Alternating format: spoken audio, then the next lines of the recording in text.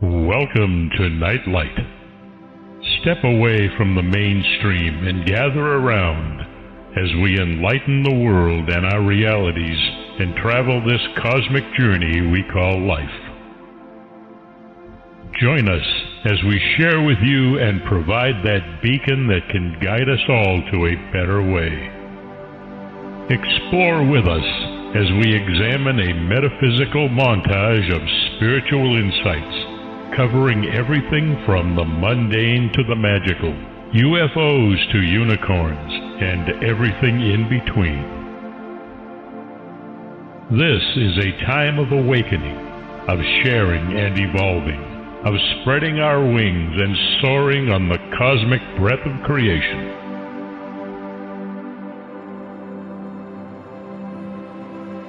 Come and join with other light-minded spirits as we weave our lights together to seek understanding, enlightenment, and with a little luck, some wisdom. This is Nightlight, a reminder that you are never alone.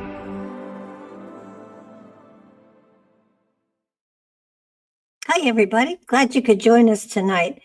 This is going to be a very special show because I've had our guest on a number of times on her books, Exoconsciousness, Humans.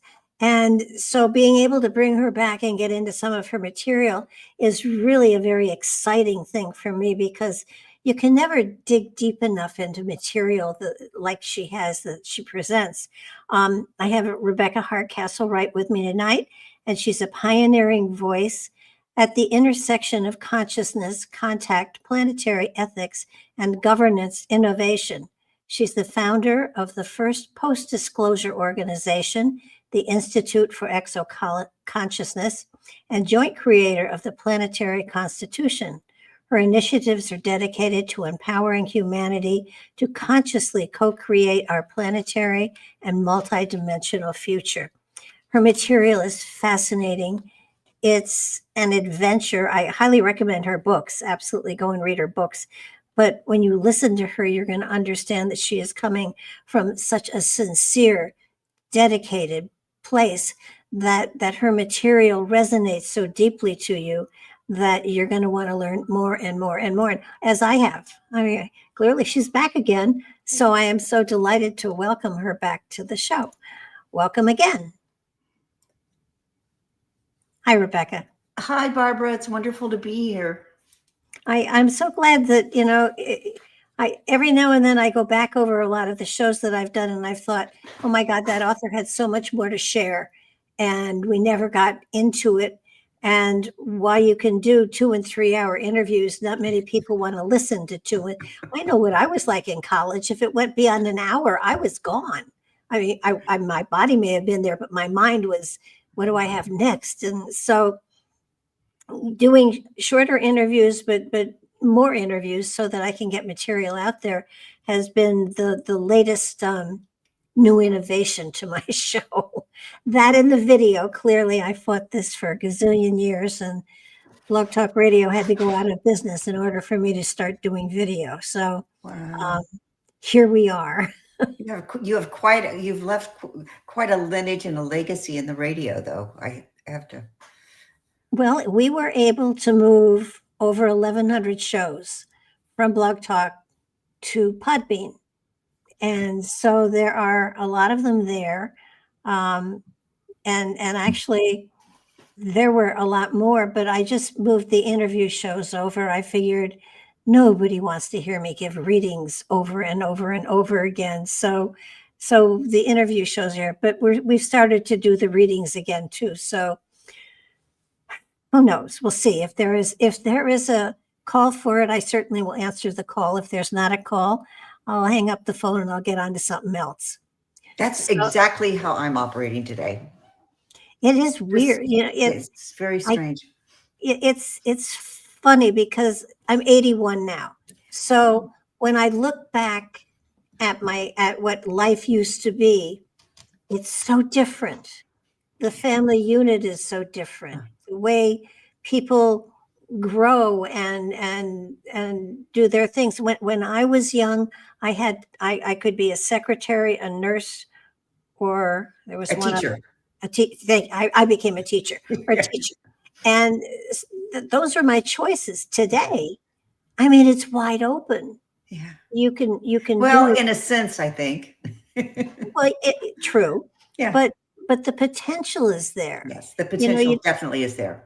There are doors. You may have to plow them down, but they're there. They weren't there when I was in my early 20s, and so now I'm experiencing the fun of being able to do so many things that I probably wouldn't have done as well then, but I can't imagine building on that where I would be today if 60 years later or 70 years later I had the background that I've got now.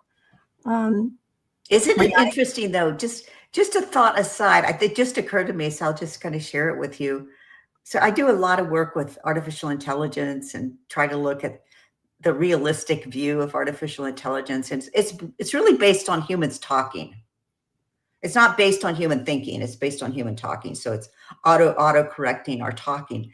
And there's been such an explosion in talk via podcasts, via reels, via entertainment, talk radio, talk television shows. And all of a sudden, in comes AI built on talking. And you really have to wonder what is going to be the upshot of the talking. I discovered is the talking going to stay the same? Is the talking going to change? Well, I discovered Chatbox and was horrified at how good it is. And realizing that, wait a minute, though, there is something about what Chatbox can spit out at you that does not have the vibrancy that someone who is writing has. And the difference is so glaring, it's unbelievable. If you can see it. Yes. I know one of the authors that I have done a lot of his books is Charlie Pellegrino. And one of his books, Highway to Hell or something like that. It's about Hiroshima. That book has so much life in it. It has so much energy in it. It has so much compassion in it. It is just so you get into it, and while you're reading horrifying things, you can't stop because it's inspired. That's what it is. Inspired. Artificial intelligence is not inspired. And you can tell the difference if you're really feeling what the words are saying. I've read some books where I wanted to just turn around and say to somebody, this person loves words. Look at how they're using them and feel, and usually there's nobody there. But it's kind of like the artificial intelligence writes beautifully, but it's not inspired. And you can feel it in many cases. Right. That's the Eliza effect. They call that the Eliza effect. Yeah. Yeah.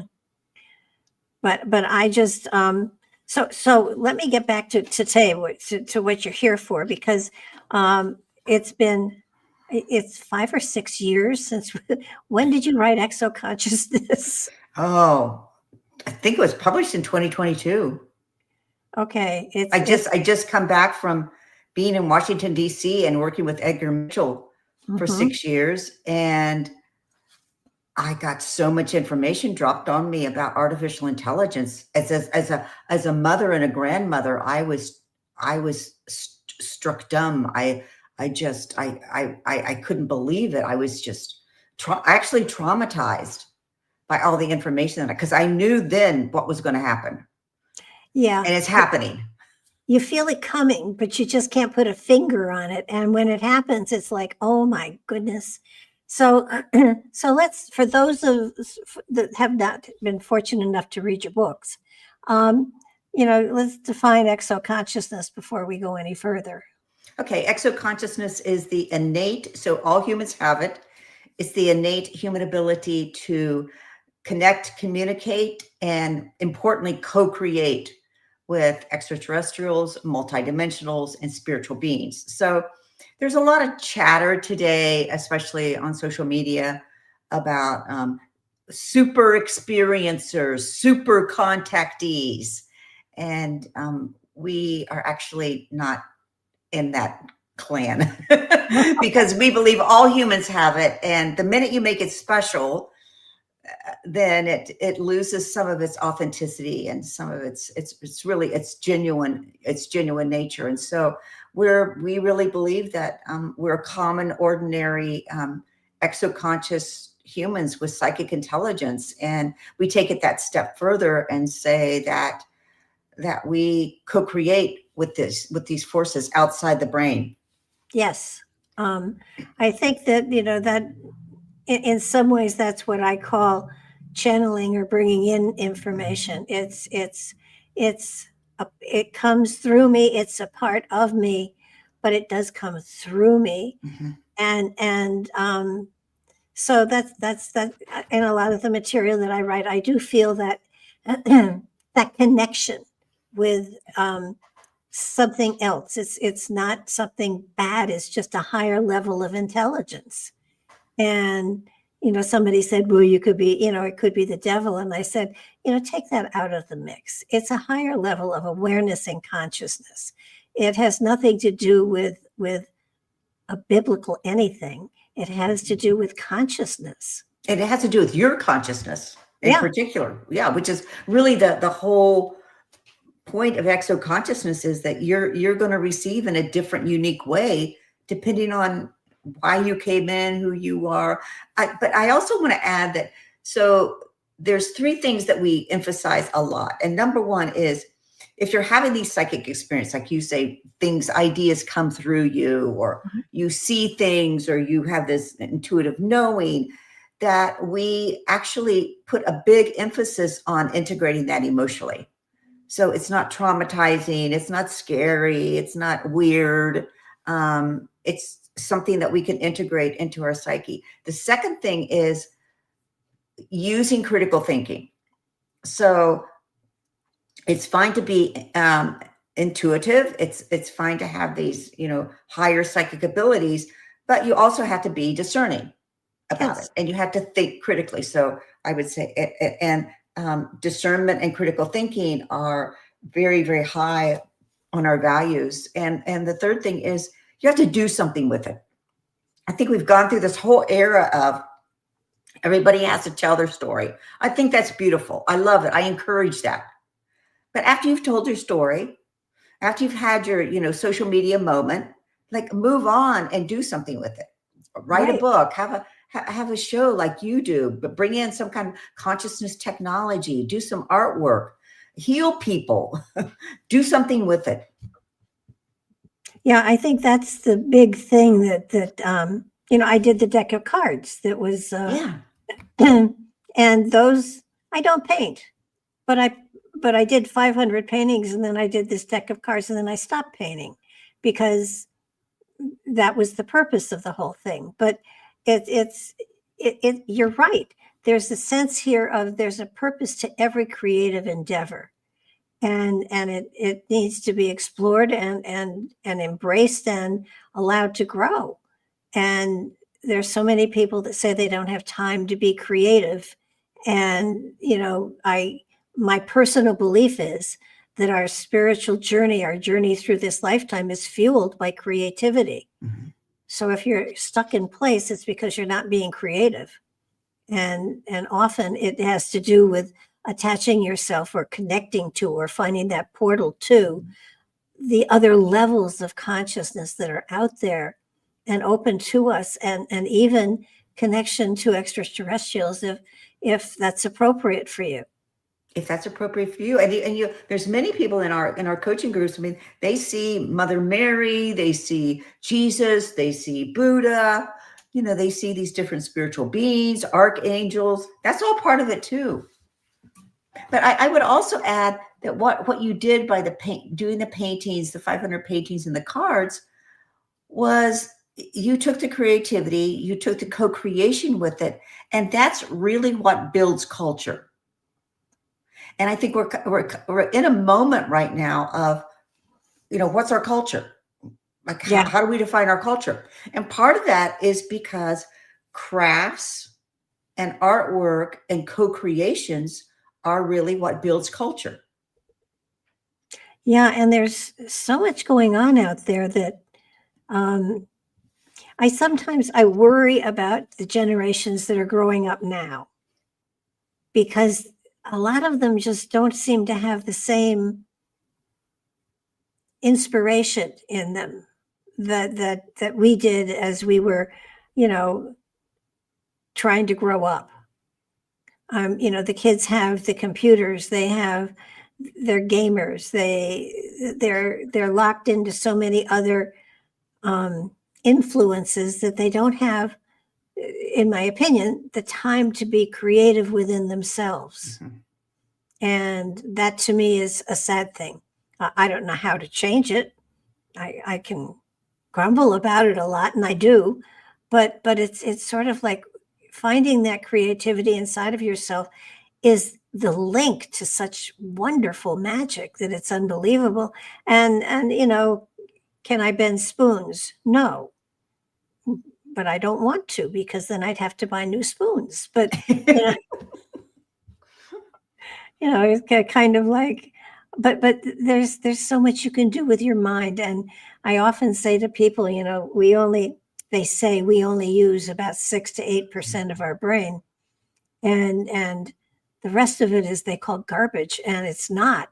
No. It's there for a reason, and we can use it. We can electrify it. We can wake it up, and we can utilize that. It's a powerful tool. It's not a tool for conquest, but it's a tool for enlightenment. And and when you have that ability to know that there's more and more and more light out there, then your life has greater meaning. I also think so. Just on a personal note, so my husband and I have a blended family of 8 children, and then we also have 15 grandchildren. Wow. So it's been interesting to watch the movement of AI into education and what that's done. And I live in Arizona, so I live in the Phoenix area. So here in Arizona, what it's accomplished is that it's really tipped over the whole basket of education, and homeschooling is a massive movement here. These mothers that are like, I'm homeschooling my children, and that's where those children are going to get that time to be creative. That's where that mother is going to step in. It's kind of like the mothers that got behind RFK and said, these vaccines need to be looked at. Those same mothers now are really getting into, they're actually closing public schools around me because there's so many charter schools and there's so much homeschooling going on. Well, there was a child, they had a kid on TV the other night who was just, the only schooling she had was AI. And they said, what's the benefit of this? And she said, well, if you're in a classroom, the teacher can only attend to one student at a time. Mm-hmm. And you have to go at the speed of the median of whatever that classroom is. With AI, you have 100% focus, and you can go as fast and as far as you want. And that made sense. Well, it makes sense, except if you look at the reality of the information coming out of AI. So yeah, I was at a banquet the other day, and I sat next to a man, and he's a buy local businessman, and he worked for the Fed, so the Federal Reserve, okay? And he also worked in the Silicon Valley as a investment banker, did some in the investment world. And I said to him, oh, so AI has, I'm sure, really changed your work. And he said, well, yes and no. I hire less people. I can get these projects. Some used to take 20 people. Now they just take a handful of people. But he said, there's mistakes. And I said, so what percentage of mistakes are you looking at? And he said, well, right now it's 30, 33, 34% mistakes. And I said, well, as scaling happens, so scaling is adding new and more data to the system. Yeah. So as I said, as scaling happens, what are you predicting? And he goes, oh, we're going to go to 66% mistakes. So if you have this child being educated on AI, in the foreseeable future, they may be being taught by something that is making 66% mistakes. It's a little frightening. Not only that, but so I posted something on on X the other day, and I said AI is data laundering. So AI launders the data. Yeah. Okay? I mean, they decide what they're going to push out and what they're not going to push out, and that sort of thing. How they're going to there's censorship. So they launder things, they censor them. AI censors that. AI also censors sex. AI censors sex. I mean, just this past week, Altman came out and said, I'm not the sex police. You can have just, full on erotica on AI. I'm not the sex police. So they're laundering the sexuality that we receive. It's a little frightening. Yeah. And AI launders money. So AI is laundering data, sex, and money. Who launders AI? The mob. That's what the mob does. The mob launders money. What, the mob launders sex. The mob launders games and gambling. Yeah. Like, to what extent has this become a mob faction or a mob mentality inside of, or organized crime is the nice word for it? Is that what AI has become? Are we living in an organized crime world? And if that's the truth, then we're looking at a world and a culture without laws, because organized crime does not follow laws. No. I think the other thing that disturbs me, if I had a child today, aside from being a miracle, I would homeschool that child. Yes.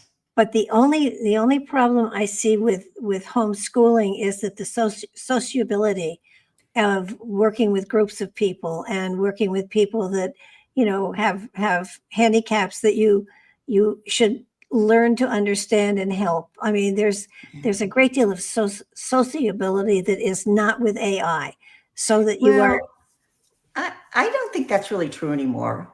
The homeschool group circles that I've been exposed to, oftentimes they're religious, mothers and maybe like a Mormon church or whatever that get together and homeschool their children and do activities together and do projects together. Sometimes homeschoolers also band together and hire a teacher that works with the mother, and then different families all gather around this. So I think, and anyway, if you looked at statistically for autism, statistically, you're probably going to have an autistic child in your group.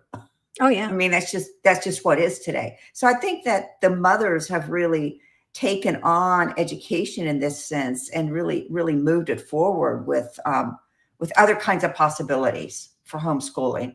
And also in Arizona, because we as a state grew so fast, we couldn't, the infrastructure wasn't there in the state to build the schools. And so we have what's called charter schools. So they're financed by the state, and they're basically oftentimes traditional curriculums, reading, writing, arithmetic, homework, some kind of values, very, very traditional. And that's who's reaping most of the education. Most of the children they either go homeschool or they go charter schools, and the public schools just cannot compete anymore. They've just lost the way. Well, the public schools aren't worth anything anyhow these days. I mean, I was in the public school system for 25 years.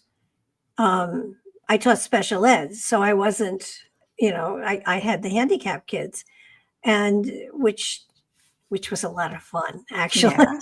Yeah. But it just, the public schools today, what they're teaching is a little horrifying.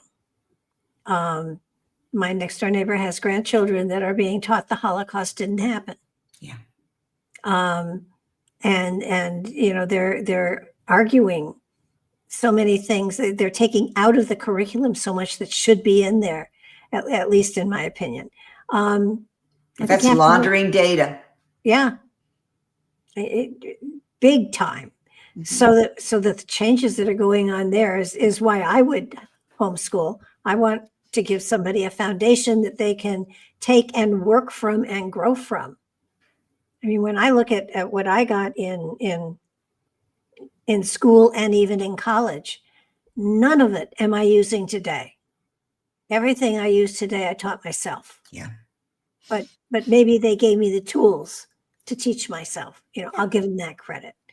And gave you, I think a lot of education is maturing. You know, boys' brains don't really mature until they're like ready to graduate college if they're lucky. So, I mean, it really kind of gives you that time to grow up and to learn while you're also, you know, socializing, growing up, academically learning. Well, I think one of the things that should be included in school that I actually did with my kids was meditation, was working on reaching inside and developing a stability and maybe an ability to utilize some of the skills that were there. I mean, we didn't go that far, but they shut me down. It was, you know, not deemed appropriate. And I promised I would never do it again. And then I did. So, you know, it's kind of, we termed it something else. Gave it a new name. It was certainly, but, you know, I'm thinking, you know, people out there who have they have the feelings, the sensitivities, and they don't know what to do with them. And I think that organizations like yours, you know, can help people to actually find those talents and those gifts and understand that we were meant to reach into the cosmos. We were not meant to be just indigenous to this planet. We were meant to be more than we are. And that doesn't mean more money, more tools, more toys. It means consciousness. It's the consciousness inside of us that goes lifetime to lifetime to lifetime. So that's what we are, you know, that's what we're meant to expand here. We're not here we're here to learn and to grow, certainly. But it's the spirit inside, the higher consciousness that is here to evolve. And that's what we should be focusing on as adults. You know, I'll get your college education behind you, get a career, but then realize that you've got more potential in you than you ever realized. So with your organization, with what you do you have classes for people to develop, to grow, to spread their wings, so to speak? Well, mostly we've emphasized coaching groups. That's one of the things that we've, it just seemed like the first step would be the coaching to me. So I work as a therapist. That's my day job, is work as a therapist. But I felt that the coaching model was really the most adaptable to people with psychic intelligence, because they have such knowledge. They don't need therapy. They just need somebody to listen to them. They need somebody to listen to them, maybe ask a few questions, maybe direct the conversation. So I've got, I have at this point, I have one group that's very small, but they've become, I wish I had a better word for it, but they're sort of like a brain trust.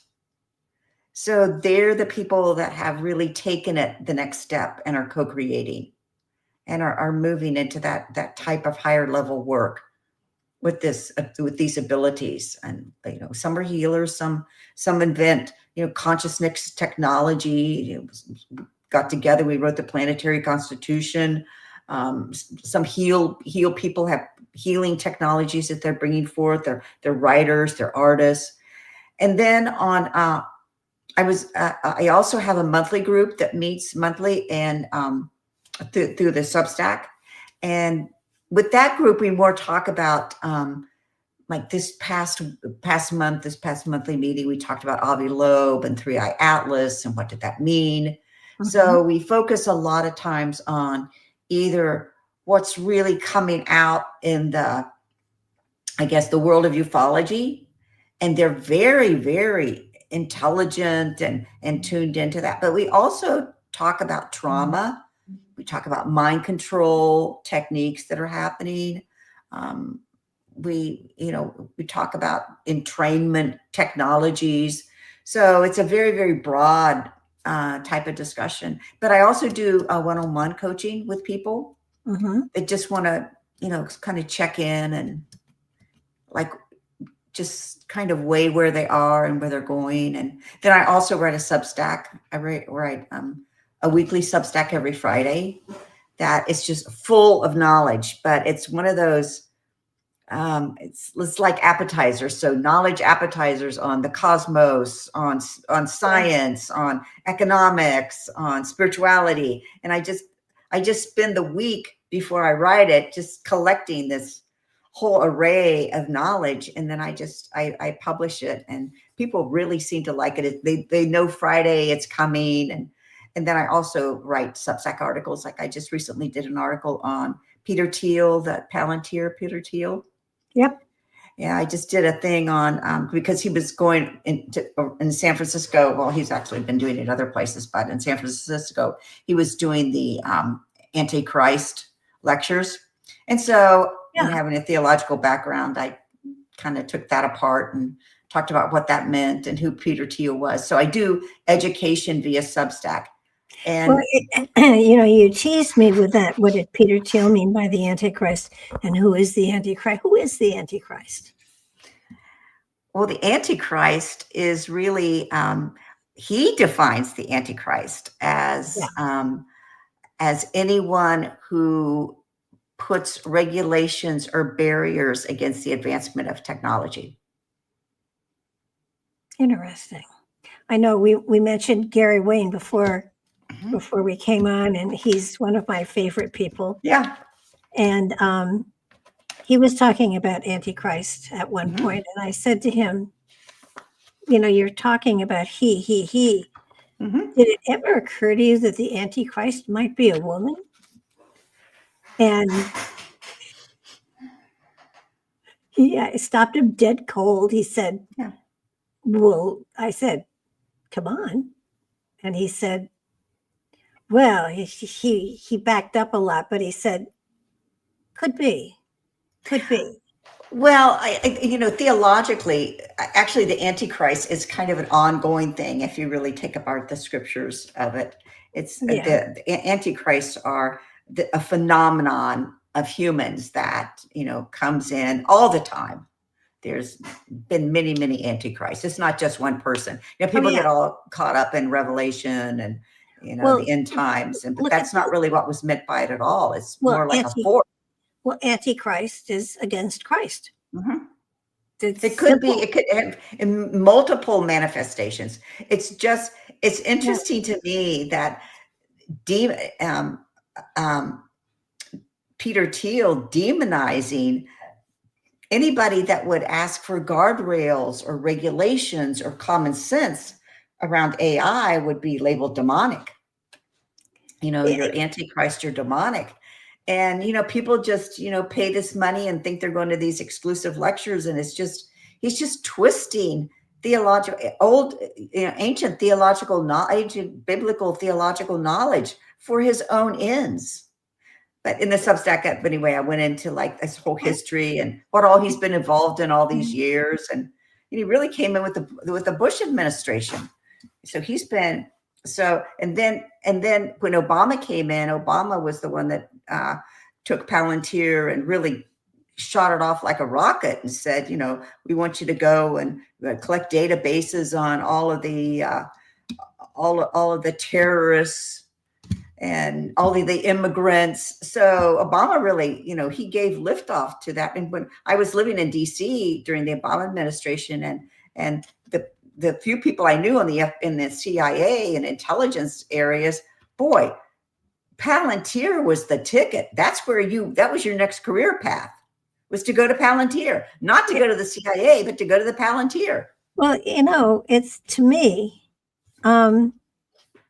it's a thought form. It's not a person. It's an egregore. Egregore, yes. I love that term. I love that term too. So we'll leave that poor man alone. And well, it's a thought form, and yet it isn't, because he was very, very involved in all of the startups in the Silicon Valley, and very involved in different things with Musk and all of that, kind of the elite of Silicon Valley and technology. And he was tasked with building these massive databases. I mean, it's an egregore, but it's also a reality that these exist now, and the next step to that, quite frankly, that nobody likes to talk about, but when I was writing my book, I came across this thing called the Sentient World Simulation. Yeah. They call it SWS. And it's out of Purdue University, and it's been around for decades. And they were tasked with building the avatars for everyone. Oh my gosh. So now, DARPA's in on it now. All that, they have their avatar program. So what's going to happen, Barbara, is the data that Teal is collecting on profiling, on whatever database that they're running on people, and as well as the medical community. So your medical community database is also in there. So that's all going to be transferred to your avatar. And that's going to be your repository for all of the medical diagnosis, all of the law enforcement programming, all of the commercial advertising programming. All that's going to be lodged in that avatar then. And that will be your replica. That will then, that digital identity. So that also involves, digital IDs, central bank, all the banking will be there also. So that will really become your ruler in a sense. So you will be a slave to that. But digital. As we sit here now, our bodies are an avatar for a spirit that travels. Absolutely. And that's what this is replacing. Well, I have or attempting to replace. Yeah, I was going to say, because once that spirit decides to take off and find another avatar, so to speak, on another dimension in another planet or whatever. Luck. I mean, it gives you there's an emptiness there. Absolutely. Yeah. I mean, this is, I knew in 2017 that the technocrats or this AI coming in, I knew that they had to try to have everything.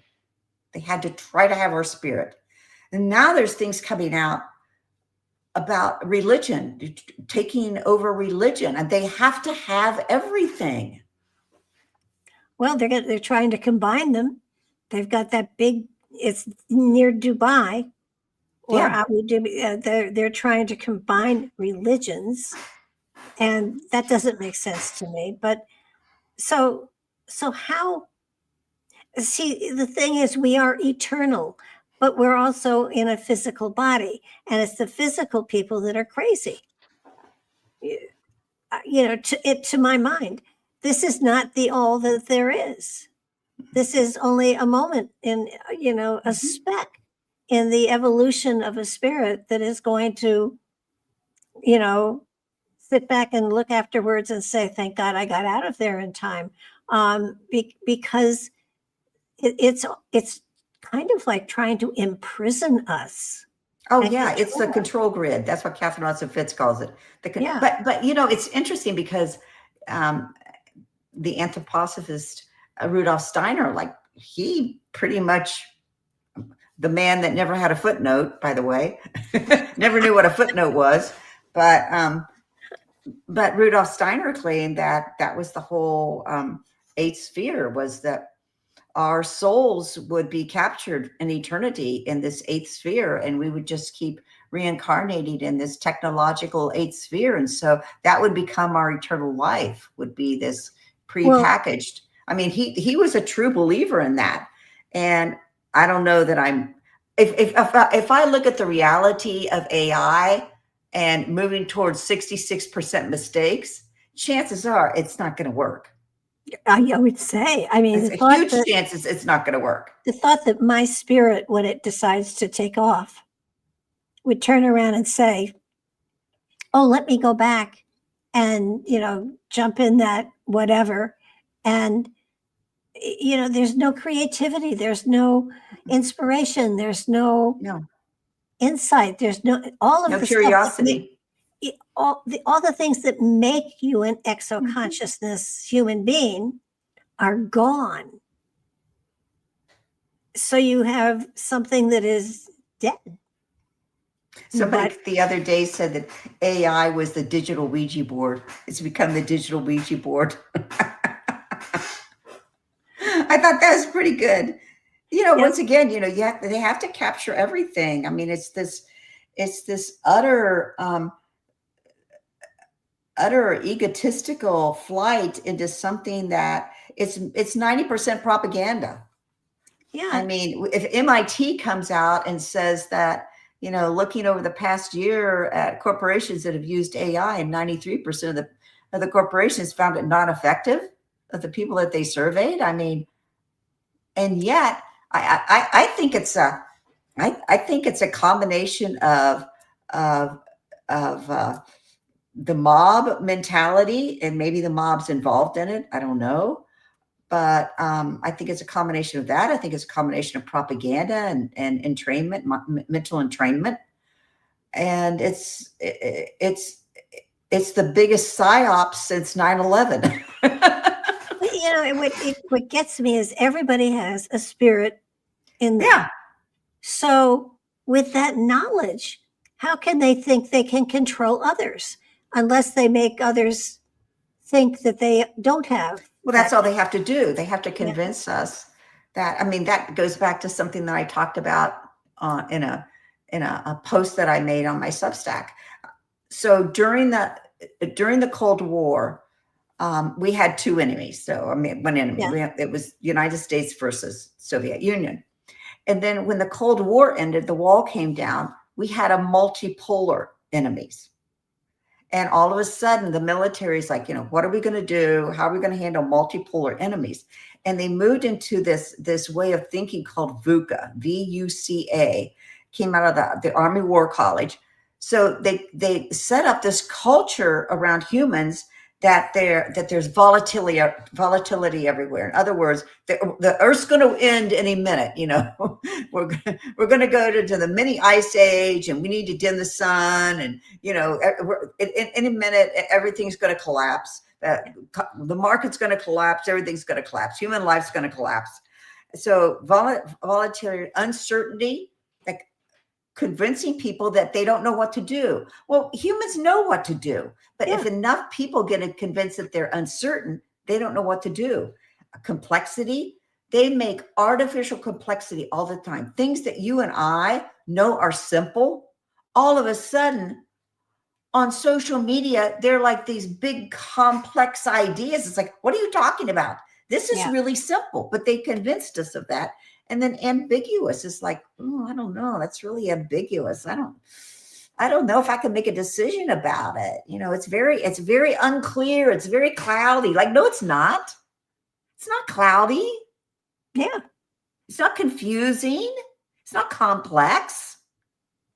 But they overlaid that on humans. And then I'm sure people that on your show talking about Giordano from the Army War College, and the brain is the battlefield. Oh God. There we have it. It's horrifying. It's horrifying what is being done, that people don't take the time to look at and understand what's going on and do something about.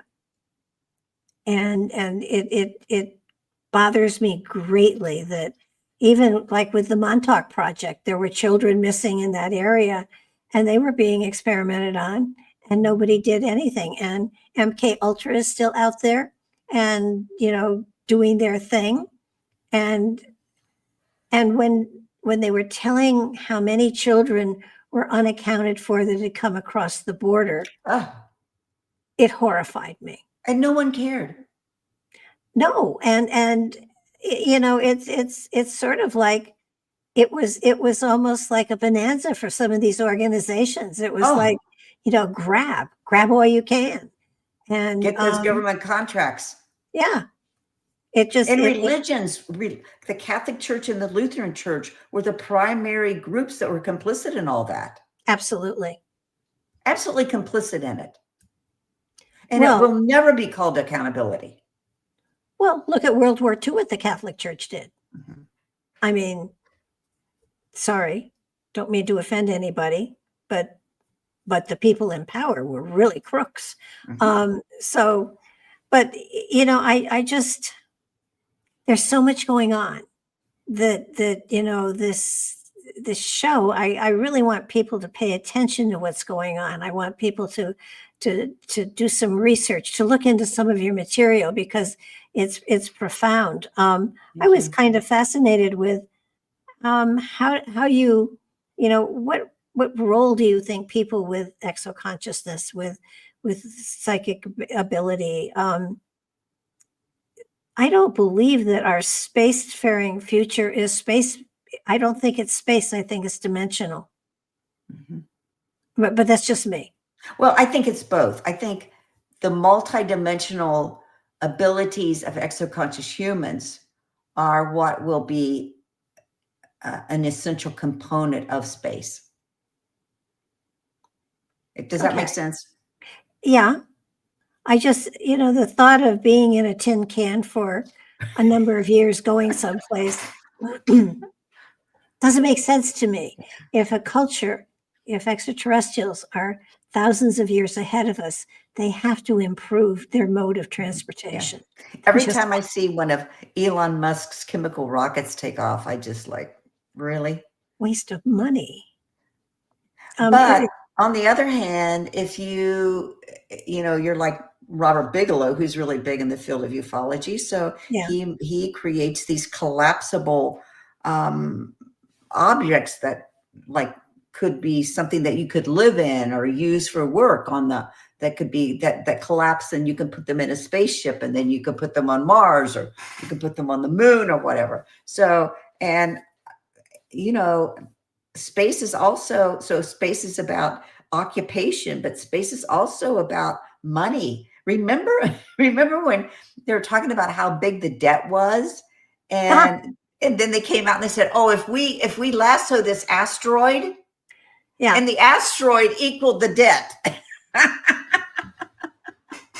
So it's a lot of it is, there's a lot of funny business. I know the other day I got so tickled when Avi Loeb's 3-Eye Atlas information came out, and as it came out, it showed the 3-Eye Atlas and had these 4 green streaks. I don't know if you saw that or not. No, I don't. And I went, well, that's like a Monster drink ad. That's Monster drink green. And I remembered when I worked for Dr. Mitchell, I had the privilege of spending the day with the mathematician that ran the Hubble Space Telescope. Oh, cool. Wonderful, lovely, lovely man. And I'll never forget, we were downstairs having coffee or whatever, and then we came upstairs and we were walking through back to his office, and we walked by this array of, those metal those metal library shelves. Yeah. That were very inexpensive, but they put them in a lot of schools. Yeah. So we're walking through there, and for some reason, now this was like 2000, I don't know, probably 14. Okay. And there was a man sitting at the back of one of those aisles. So there are like 10 or 12 aisles of books in these library shelves. And he was sitting at the back of one of these aisles. And his name was Mario Livio. I said, "Mario, what's that man back there doing?" He's kind of all by himself. There weren't very many people around anyway. And it just kind of like niggled me a little bit. He goes, oh, he's colorizing space. Okay. And I said, he's colorizing space? And he said, oh yeah, because the feeds come in kind of gray and black and really don't have any color. And so we put color on them. And remember looking at all the pictures of the star being born, pinks and blues and greens and yellows. And this guy at that computer was colorizing all that stuff. Oh my gosh. And so when I saw Avi Loeb's 3 Monster Drink green streaks, I'm like, oh, for goodness sakes. It's Monster Drink green. You know, Monster Drinks have like these three or four green streaks on them. Yeah. Or it's alien green. But of course it's green. You know, it's like, what's going on here? I mean, this is the biggest. Yeah, scary. Colorizing space. Well, that's so sad. You know, you kind of would like to think. You have to have a sense of humor, I think, because. Definitely. That's horrifying. Yeah. I mean, on top of that, they're also erasing other things that people are finding on Google Earth and the Google Moon and the Google Mars thing. Oh, absolutely. They erase them. I mean, it's like, why are you holding us back? Yeah. What's the point of holding us back? Yeah. I mean, I will grant you that we are rather barbaric and we need to be. I mean, I don't think the Earth has ever been without a battlefield someplace, but some of it may be out of frustration because we are being held back. And on some level, I think everybody feels it, like we should be out there. We should be a part of there's a brotherhood. There are brotherhoods, I think is a better way to put it. And there's stuff out there that would be so beneficial to our planet. It's unbelievable. And yet the planet is resisting it. And it's a little frightening. I mean, you see the space program, which is a joke and a waste of money. Why not work on what did you see that the head of Department of Transportation wants to move NASA into the Department of Transportation? Yeah. Okay. How stupid can some of these people be? I mean, well, I think it's been a cash cow. Let's face it. Makes a lot of money. Okay. Yeah. And people. And it's also a wonderful diversion for people. But what are they afraid of?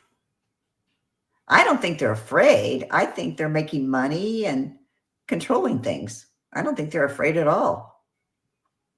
But they could take their power and turn it around to a far better. I don't think they're interested. How sad. Yeah, I don't think they have any interest at all in that. I mean, if you look at, when I saw the colorizing space, I knew right then and there that this was all like a mind control, like a mind game. Yeah. For humans. And, people push back on me and say, well, all of those have different frequencies and they're just adding the color to the frequency. I'm like, no, they're not. No, that's baloney. They're a lot bigger than that. And having worked with Edgar and, tapped in a little bit into the space program. And I mean, it's a big economic engine. It is. Yeah. It's a race. It's superpower. But what are they racing for or to? Because they don't understand what's out there. I mean, they're stumbling into a neighborhood where they're probably not welcome.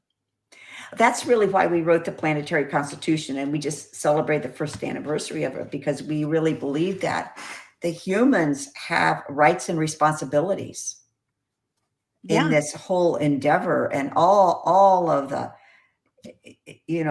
high level secrecy and all of the manipulation that, that we need to cut through that. I think really for now, for 2025, I think the best thing humans can do is lay down some guardrails. And that's really what we were trying to do with the Planetary Constitution. Lay down a guardrail and say, we have human rights in space. Space belongs to humans. One of the things that happened to NASA was that, and I know you remember this. So, back in the 60s and the 70s, when the Apollo missions were going off, people were really excited about space. Yeah. Remember that? People wanted to be astronauts. They wanted to go to space camp. NASA created a real groundswell of science and curiosity and exploration, and then nothing. Everything went secret. Everything went into secret agreements, secret contracts, compartmentalization. And I guess another reason that we wrote the Planetary Constitution is because NASA at some point is going to have, or whoever, Lockheed Martin, whoever's doing it, they're going to have to bring back some kind of human engagement with what's happening, or the programs just become meaningless. There is no human engagement. There is no curiosity. There is no real pull to go into the cosmos. And so I think it really starts with humans, and we have to, stand up and demand that we have that. And then there's the second level of, I've been working some with Carol Rosin that wrote the Treaty for Prevention of Placements of Weapons in Space. Are you familiar with that? Vaguely. Yeah. So she worked with Werner von Braun and did the testimony of, how they were going to have perpetual war on Earth, what they were going to use to do it. And, first it was the Cold War, and then terrorists, and then nations of concern, and then asteroids, i.e. a 3-eye atlas. And then the final was extraterrestrial invasion. So she got together with a group of very, very influential world leaders and created this treaty for the prevention of placements of weapons in space. So don't place them there. Don't place the weapons in space. And now today, we're on the cusp of building a golden dome, building a whole dome of all of these different, autonomous vehicles, many of them driven by AI, which may or may not work, like your autonomous cars. So is that going to work, or is that going to not work? And it's all about, you have to have an enemy to fight. So you have to have a weapon. So then you have to have an enemy. Who's the enemy? The enemy is extraterrestrials. And it's very interesting. I just want to bring it to the awareness of your group. So I looked a lot into Avi Loeb, like what's his background? Because he's the only voice. There's tens of thousands of astrophysicists out there. He's the only voice. He's the only one being heard. So they shut everybody else up. And everybody's compliant. Everybody wants to keep their contracts.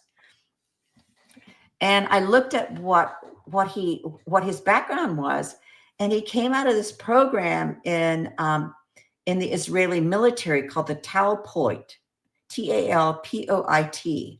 And it's part of kind of a high-level military, Mossad, intel organization. Are you familiar with the Jason Group here in America? Vaguely. Okay. So the Jason Group in America is, you can go to college and study this. Say you want to be a physicist, and you study this given curriculum. Well, if you get picked by the Jason Group, you study a whole completely different curriculum. So it's a tracking. So there are only select people that are educated and controlled into this knowledge. And so in Israel, Avi Loeb was educated and controlled in this knowledge. So during the time that he's in the Talpoit program, he also gets his PhD in plasma science. Plasma science. We'll come back. We can circle back to plasma later, because that's a huge key. But He also was working on Ronald Reagan's SDI, Strategic Defense Initiative, placement of weapons in space. Avi Loeb was working on that. Wow. And then he finishes, that's a 9-year program. So he finishes his program. He comes over, he goes to Princeton for a while, and he ends up at Harvard in 1988. My opinion of Harvard is it's kind of like USAID. It's a CIA cutout school. Just about, yeah. Yeah. I mean, I could cite, Charles Murray that ran the MK Ultra program. He ran the psychology department and psychology clinic at Harvard. I mean, that's just for starts. And so all of a sudden now, he's been plucked to be the spokesperson for this. And, you have to wonder, there's so much agitation in the United States today about, Gaza and Israel's war. Well, he's a citizen of both the United States and Israel. He may work for the Mossad. I don't know. I don't know what this program is. All I know is, that he is bringing this in, and he's bringing this in narrative in that this 3-eye atlas, and that it's an alien technology. 30-40% chance it's ET alien. And the ufology community is going wild about it. And nobody asked the first question about who is this guy? I mean, these channelers are like, I'm channeling 3-eye atlas. Good Lord. Like, no, you're not. You're channeling the CIA or Mossad, probably. It's definitely. I mean, it's gone to exaggerated extremes, but according to Carol Rosin, it had to. So going back to Carol's treaty for prevention of placement of weapons in space, China signs it, USSR signs it, Brazil signs it, other countries sign it. Guess who doesn't sign it? US. Yeah. Very. It's. I think people really need to check out your website. And really, really, really, really need to check out the website. And so the website is, wait a minute. I'm trying to find out where it is. Is it Exoconsciousness.com? Yeah. That's my main website. Yeah. Okay. And if somebody wanted to get a hold of you, how do they do that? There's a contact link there. Okay. Yeah, we're going to have to do this again. I mean, I'm sure you've got other outlets that you can go to and spread information from, but I would imagine my audience is going to sit back and suddenly be checking out your website for sure. We just had I just sent an email out for a monthly coaching. So I only charge like $8 a month, just like to help. We have like a YouTube guy that helps. And so we just charge $8 a month. And I tell you, we just had a discussion on Avi Loeb and 3-eye atlas, and it was amazing. And I had shared a lot of that information that I just shared with you on that, on the email that I sent out. I'm going to have to get a hold of you. We're going to have to figure out another time I can get you back here to get into more of this stuff, because it has to get out there. And, I've only got, I don't know, 3,500, 3,600 people that are. It's pretty big, Barbara. Oh, well, yeah. I have no concept of what's big and what's not. That's big. When I got to 1,000, I stopped counting. Right. But yeah, I think that it's important that people become more and more aware of this, and also understand the power that they have to combat it. That's the plasma key. Yeah. That's the plasma key. And that's where I want to kind of help people understand the power that they have inside of themselves and what they can do to sort of expand themselves into a whole new, I call it a magical realm.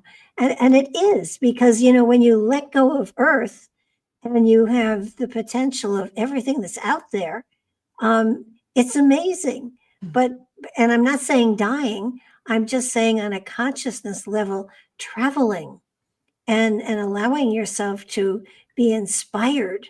And it's exciting and it's wonderful and it's magical. And frankly, it's kept me a lot more vibrant than I might have been had I not had a podcast and been looking for material like this. Absolutely. I totally agree. Yeah. I mean, I know my mother at my age was crocheting and watching TV, watching baseball on TV, and that was her day. And, you know, I do crochet still, but, you know, but I have all this, and it makes you more alive. And it gives you a better understanding of the potential of the human spirit. And, you know, it doesn't have to be religiously. It's just the potential, the spiritual energy that's here is just magnificent. So I want to thank you. You know, we've gone overboard a little bit, but, and will you come back again? Sure, I'd love to. Be fun. Absolutely. I will be. We didn't get to talk about psionics yet, so but to come I back. know. I want to get into that now that I know how to say it. I'll just do a whole show on this. Psychic, psionics, electronics. Okay. Okay. Yes, we will definitely have to talk about that. I want to thank you again. Oh, thank you so much, Barbara. Oh, this has been fun. I'm going to put you in the green room and put the thank you for watching us sign on. Okay.